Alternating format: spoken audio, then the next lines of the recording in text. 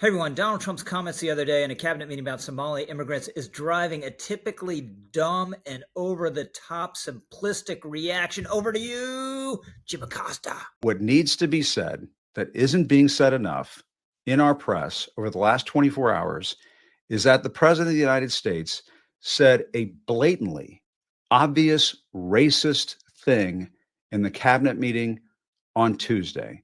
Hey everyone, I'm Rich Lowry of National Review, and let's think about this issue a little more deeply. Now, I'm on the record as believing the President of the United States should never call anyone garbage. But the more fundamental issue here is culture. Nations have different cultures. Immigrants reflect the culture of the places they come from. And Western civilization has a different culture than other civilizations around the globe and a better culture. Now, by the way, one of the greatest movies in American history is about this very fact, about immigrants bringing a distinctive culture to the United States, and not necessarily a good one.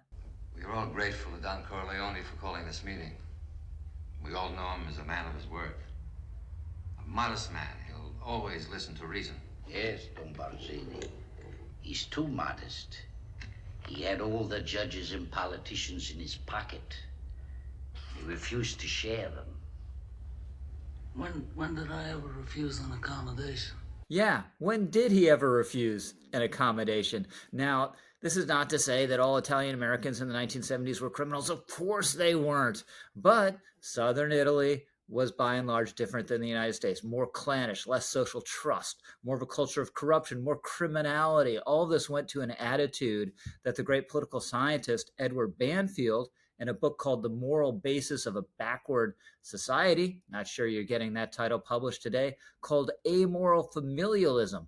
It's all about the family over and above everything else in all senses of the term. So all this just goes to the point that culture is different. Western culture is different. And it's very important to understand why that is and how that came to be. And in that regard, I can't recommend highly enough a book by a social scientist named Joseph Henrich called The Weirdest People in the World, How the West Became Psychologically Peculiar and Particularly Prosperous. A bit of a puzzling title, right? Who are the weirdest people in the world? What does weird mean? Well, weird is an acronym for Western, educated, industrialized, rich, and democratic. And Heinrich's argument in the book is that there are all sorts of cultural attitudes caught up in this.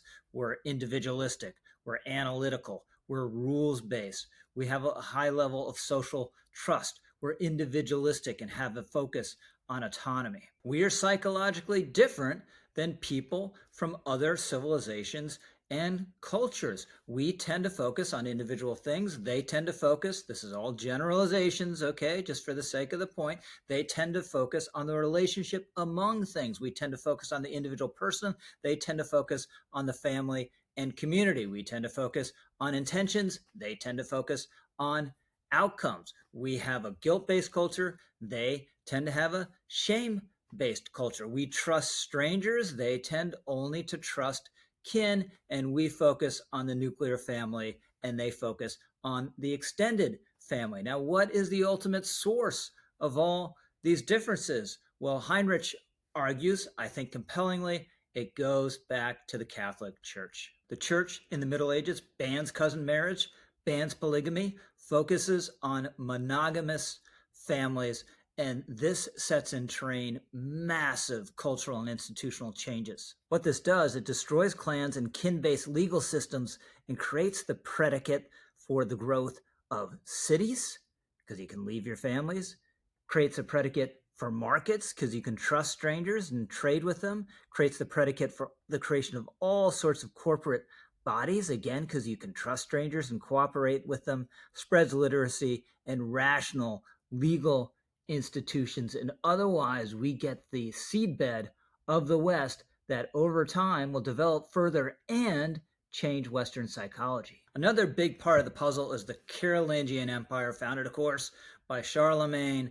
And what Heinrich argues is that the maximum extent of the Carolingian Empire still constitutes this invisible border around Europe where you're inside that area, you are heavily westernized. Outside it, you are not. because the Carolingian Empire is allied with the Western Church, and these attitudes towards family are enforced within that empire, not outside of it. And this brings us back to The Godfather, by the way, because Heinrich says Italy is really a test case here, because the northern part of Italy, inside the Carolingian Empire, highly westernized, not that distinctive.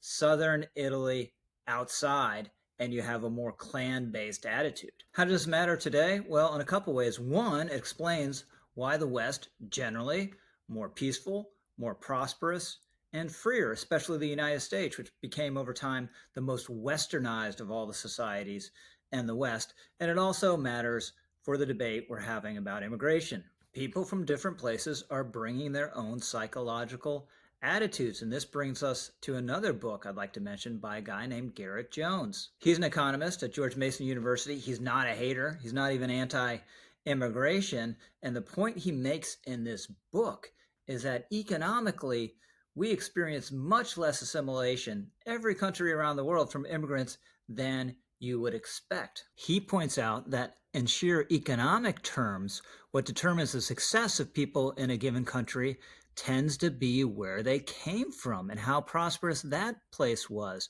Jones writes, if the only thing you knew about each nation on the planet was the fraction of that nation with ancestors of European descent, and you did the best job you could trying to predict average modern income per person using just that fact, you'd be able to predict 2/3 of all global income differences. Now, that doesn't mean we should be disrespectful to immigrants. That doesn't mean that any individual immigrant from any place around the world can't come here and thrive and fit in. But it does say that culture matters, and we should have a selective immigration policy that takes account of that fact. That's not hatred. That's not racism. That should just be common sense. I'm Rich Lowry, over and out.